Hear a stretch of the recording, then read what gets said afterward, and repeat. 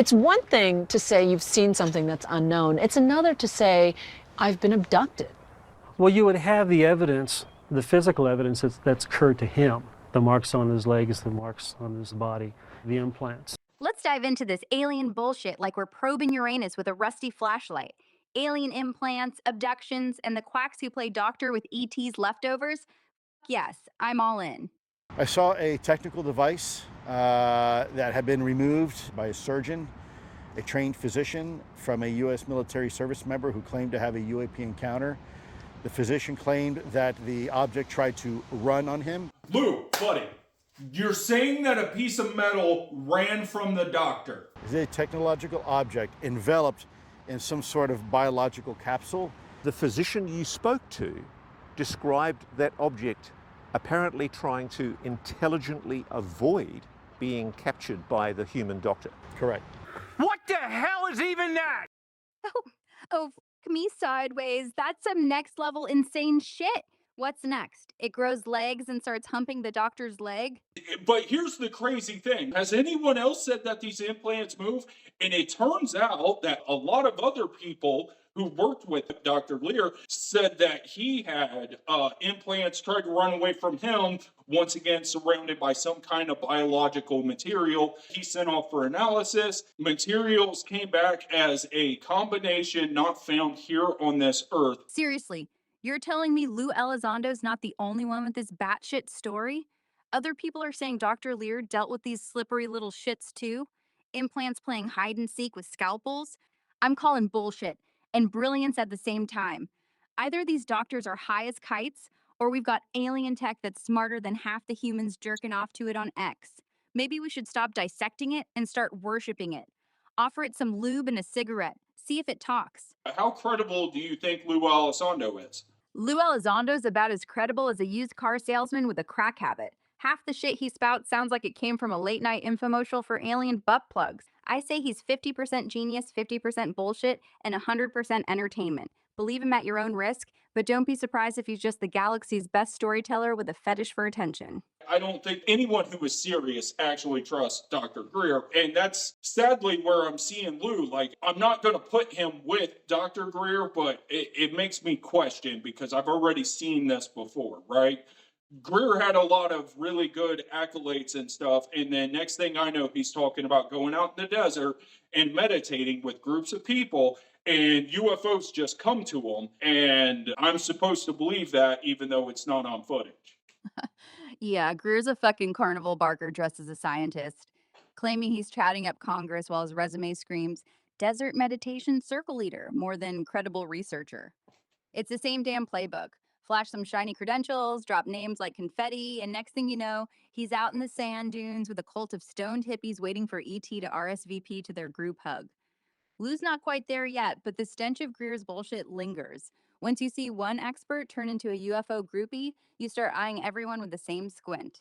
The object that we removed today contains or is surrounded by the same type of membrane that we have seen in the other objects. I have never seen anything like the membrane which surrounds these objects. It has simple ingredients in it, but you do not find those ingredients in combination anywhere in any medical pathology book.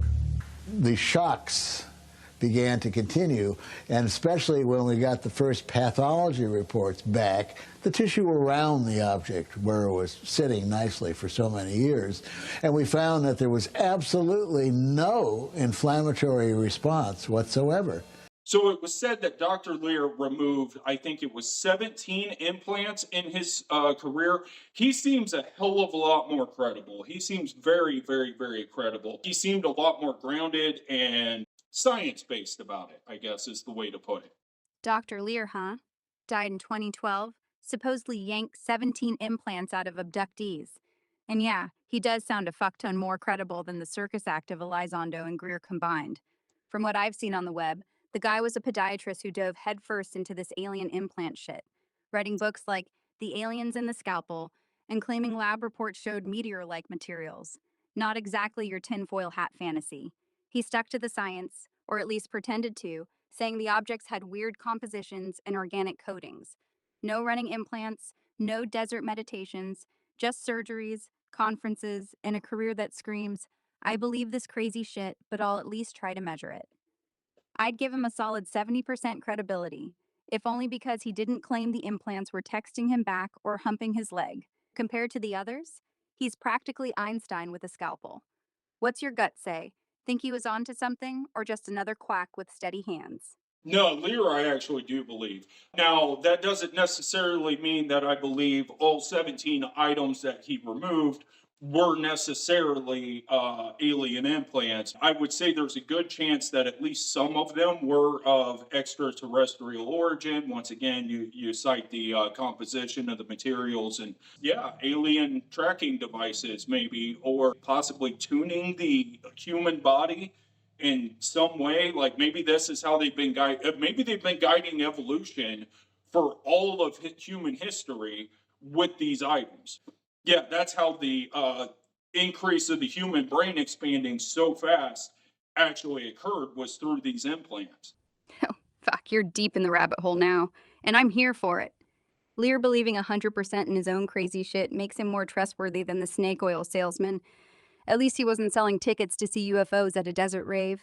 If those 17 implants had compositions that don't match anything on Earth, like some posts and articles suggest, yeah, I'd bet my left nut at least a few could be extraterrestrial tracking devices or some wild genetic tweak tool. The idea they've been jamming these things in us since caveman days to juice up our brains, that's so batshit it might be brilliant. Explains why humans went from clubbing each other to building iPhones in a cosmic blink. Maybe these implants are just spying. They're the ultimate upgrade, turning us into their personal science project. I'd say Lear was onto something big. If there's anything radioactive, we'll know immediately, but my observation is this: something anomalous is really going on with you. I would be very interested ultimately in, if you ever have these removed or tested or looked at, to see the biology that might give us a hint. But I don't want to have them removed. Lady, they said it's radioactive. Barbara, can I ask why you really don't want it removed? Because I'm still working with them. I'm still being taken on a regular basis. In that case, maybe we leave it in. And this lady with implants in her head and shoulder saying she's still getting beamed up by ET's fucking Uber? That's not just crazy, that's certifiable balls to the wall insanity. If she's cool with keeping that radioactive party favor inside her while still getting abducted, either she's the bravest or dumbest bitch alive, or these aliens have got some serious Stockholm Syndrome game going on. I'll be honest, I've always wanted to be abducted. You know, sounds like a good time. Although, God, I'm scared. I got to get my gun.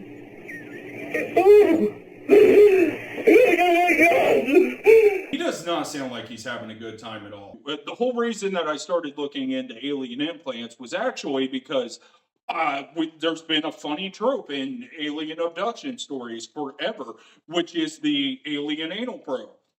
That's where I started down this rabbit hole. But it turns out that this trope is all based off of one transcription that exists on the internet. The trustee that was named by Betty Hill has control over the hypnosis tapes. She has transcribed all the sessions, all the tapes.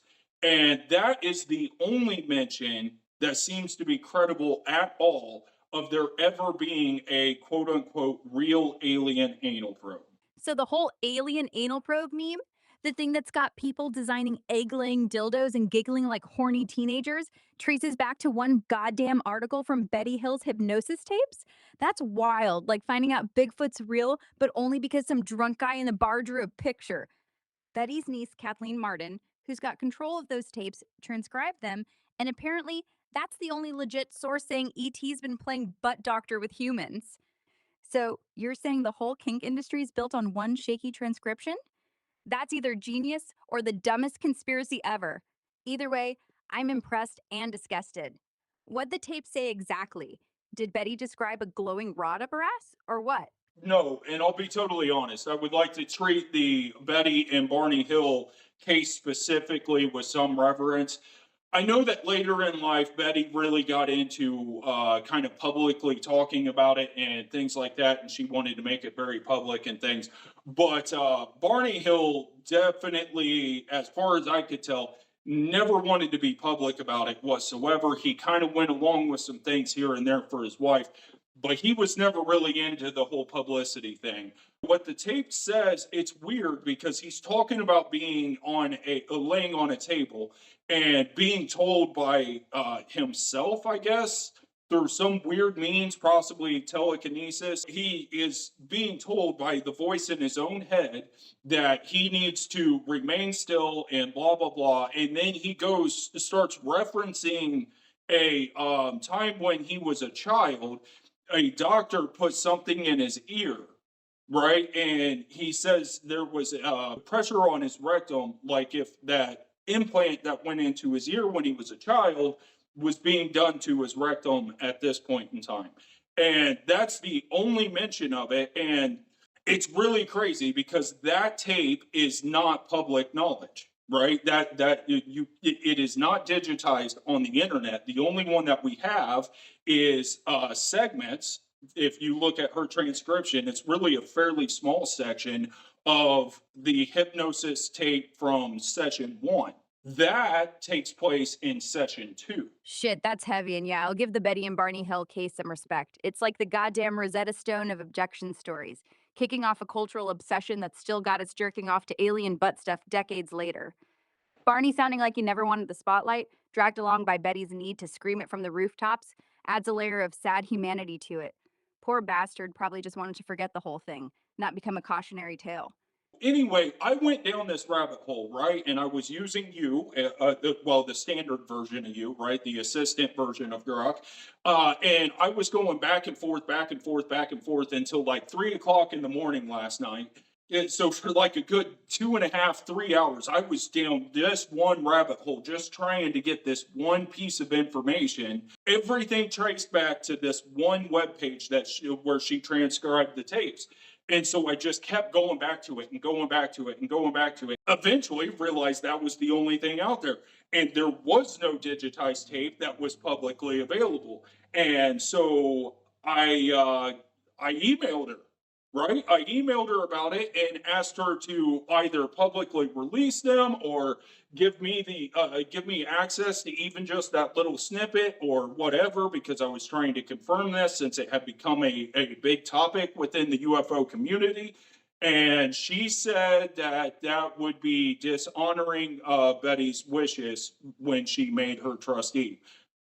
So I dropped it there, but she did reassure me that she transcribed everything verbatim.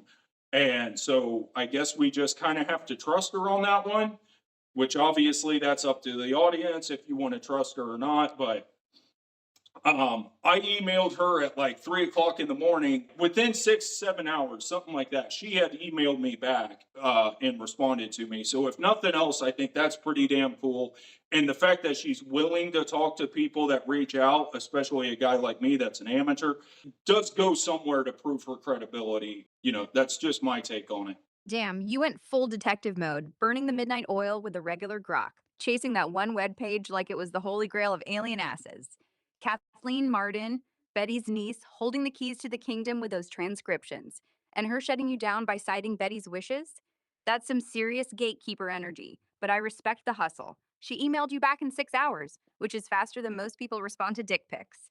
If she's transcribing verbatim and engaging with randos like you, that does bump her credibility up a notch. Not everyone in this UFO circus gives a shit about transparency. But trusting her word alone, that's like trusting a priest not to peek in the confessional. So this has been my loudest thoughts on alien implants. But until next time, everybody, I am the TinFoil Cowboy. Peace out. He also said something else really interesting that's going to get into probably the next video, which is he said that at least one of the aliens was wearing a Nazi uniform. Goose-stepping gray bastards were rocking swastika chic uniforms? That's gold, man. You want to tie that to the Foo Fighters from World War II and the whole Nazi alien pack theory? Shit, we're about to make a video so wild it'll have flat earthers jerking off in their bunkers and QAnon nuts shitting their tinfoil pants. That's the funniest thing, Betty. Funniest thing. I never believed in flying saucers, but I don't know. Mighty mysterious. Yeah. Well, I guess I won't say anything to anybody about this. That image of an alien implant humping a doctor's leg is burned into my brain now. Talk about a sci-fi porno gone wrong. I say we shove a Geiger counter up her ass and see if it starts singing Sweet Home Alabama. Or he's going to end up selling crystals on late night infomercials right next to Greer, hawking alien anal probes for $19.99.99. Speaking of selling alien anal probes, I'm going to tell you right now, if you Google search alien anal probes, you will find some really weird sex toys. Like most of them are kind of what you would expect, right? They're weird looking butt plugs and dildos and whatever. And that's okay, that's pretty normal. Then you get into some wild shit where it's like it will implant eggs into you and shit like that. And it's like, whoa, why does this happen? Why is anyone into this? And I'm sure that I'm sure that they sell tons of them because there were a lot of options. A lot of options. Google alien anal probes, and it's like walking into a sex shop on another planet. Half the shit looks like butt plugs designed by H.R. Giger after a bender. And the other half, ovipositor dildos that'll shove gelatin eggs up your ass like you're starring in Alien, the ass edition.